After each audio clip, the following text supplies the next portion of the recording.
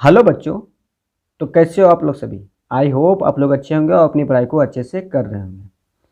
तो देखिए क्वेश्चन क्या है कि किसी परेड में 616 सदस्यों वाली एक सेना की टुकड़ी को 32 सदस्यों वाले एक आर्मी बैंड के पीछे मार्च करना।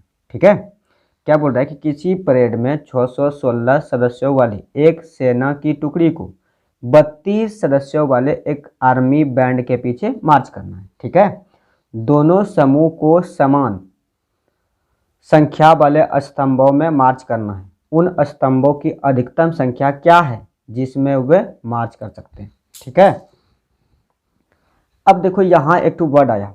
ठीक है, क्या आया कि अधिकतम स्तंभों की अधिकतम संख्या क्या होगी। ठीक है, तो देखो जब भी अधिकतम का बात करें, ठीक है, तो अधिकतम में हम लोग क्या निकालते हैं, एचसीएफ निकालते हैं, यानी हाईएस्ट कॉमन फैक्टर। ठीक है, अधिकतम मीन्स क्या होता है, अधिकतम का जब भी बात करेगा तो हम लोग को क्या निकालना है, एचसीएफ निकालना है। ठीक है, तो हम लोगों को यहाँ क्या करना है कि 616 और 32 का एचसीएफ निकालना है। ठीक है, 616 और 32 का क्या निकालना है, एचसीएफ निकालना है। तो लिखेंगे हल में स्तंभों, यानी स्तंभों की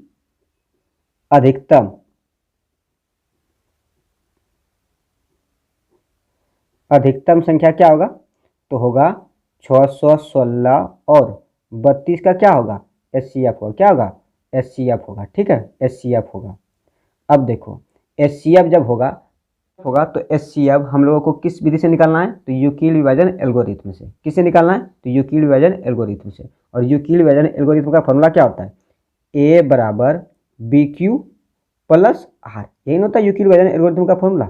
अब यहाँ देखो ये कंडीशन भी होता है जहाँ ए जो है ना वो बी से बड़ा होता है। ठीक है, ये पहला कंडीशन ये, और जो दूसरा कंडीशन होता है आर 0 के बराबर होगा और बी से छोटा होगा। ठीक है, ये दूसरा कंडीशन है।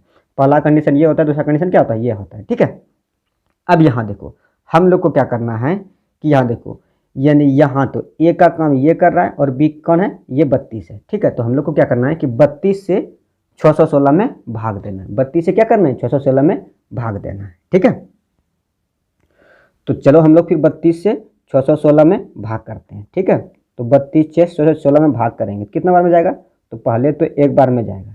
कितना बार में जाएगा, एक बार में। ठीक है, तो देखो जब घटाएंगे तो यहाँ कितना बचेगा, यहाँ 9 बच जाएगा, यहाँ कितना बचेगा, 2 बचेगा, और ऊपर से क्या उतरेगा, 6 उतरेगा। ठीक है, अब कितना बार में लग जाएगा, तो 9 बार में लग जाएगा। ठीक है, तो 9 बार में लग खिलाएंगे, कितना होगा, 9 दूना 18 और 9 तिया 27 एक 28, यानी 288 हो जाएगा। ठीक है, अब देखो 296 में 288 घटाएंगे तो 16 में 8 बचेगा, यहाँ कितना बचेगा, यहाँ कुछ नहीं, यहाँ भी कुछ नहीं। ठीक है, तो देखो जब 32 से 616 में भाग दिए तो कितना बार में भाग लगा, तो 19 बार में भाग लगा, और शेष कितना बचा, 8 बचा। ठीक है, शेष कितना बच गया, 8।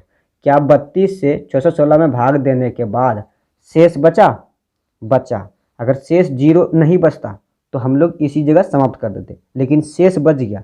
ठीक है, तो हम लोग आगे प्रोसीड करेंगे। ठीक है, तो चरण 1 में लिखेंगे हम लोग, क्या लिखेंगे चरण 1 में, चरण फर्स्ट में लिखेंगे क्या, देखो यूक्लिड विभाजन प्रमेय में 616 बराबर 32, ठीक है, गुना 19 और जोड़ 18, ये चरण 1 में लिख देंगे। ठीक है, और 8 देखो यहाँ क्या है, शेष है। अब हम लोग को क्या करना है कि चरण 2 में 8 से, यानी ये 8 से इस 32 में भाग देना है। ठीक है, 8 से इस 32 में भाग देना है। तो चलो फिर हम लोग 8 से 32 में भाग देते हैं। ठीक है, जब 8 से 32 में भाग लगाएंगे कितना बार में कटेगा, तो 4 बार में कटेगा, 8 चौक 32। ठीक है, घटाएंगे तो यहाँ क्या बचेगा, 0। ठीक है, यानी यहाँ कुछ नहीं बचेगा। ठीक है, अब यहाँ देखो 8 से जब हम लोग भाग दिए 32 में तो शेषफल क्या बचा, 0। ठीक है, शेषफल 0 बचा। ठीक है, तो हम लोग चरण 2 में लिखेंगे, क्या लिखेंगे चरण 2 में, चरण 2 में कि 32 बराबर 8 गुने 4 प्लस 0। ठीक है, अब यहाँ देखो रिमाइंडर क्या आ गया, 0 आ गया, रिमाइंडर 0 आ गया। मीन्स देखो 616 रिमाइंडर जब 0 आ जाता है तो एचसीएफ, जिस भी संख्या से भाग देने के बाद रिमाइंडर 0 आता है तो वही संख्या क्या हो जाता है, एचसीएफ हो जाता है। ठीक है, तो 616 और 32 का एचसीएफ कितना आ गया, कितना आ गया एचसीएफ, तो आप लोग बोलोगे कि 8 आ गया। ठीक है, तो यही 8 आंसर हो जाएगा। ठीक है।